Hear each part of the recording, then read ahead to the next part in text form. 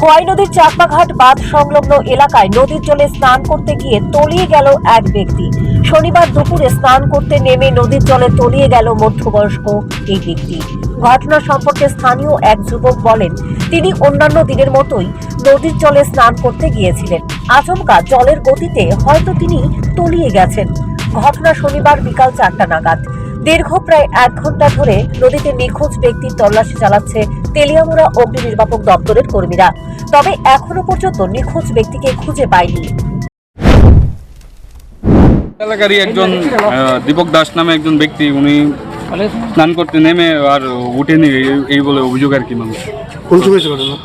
ঘটনা ধরুন না আর ঘন্টাখানেক আগে হবে। এটা কোন জায়গা? এটা আমাদের চাকমাঘাট।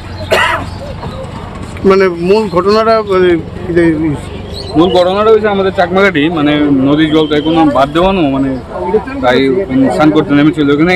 যদি ওখানে থাকেন না, উনি স্থায়ী বাসিন্দা চাকমাঘাট আগরতলা এখন থাকে। ওনার নাম দীপক দাস। বয়স আনুমানিক 45 হবে। এখন কি ফায়ার সার্ভিস তারা আসছে?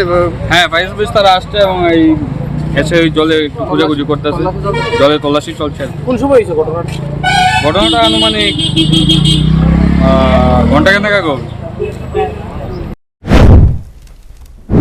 এদিকে নদীর জলে এক ব্যক্তি তলিয়ে গেছেন এই খবর ছড়িয়ে পড়তেই আশপাশ এলাকার লোকজন এসে সেখানে ভিড় জমায়।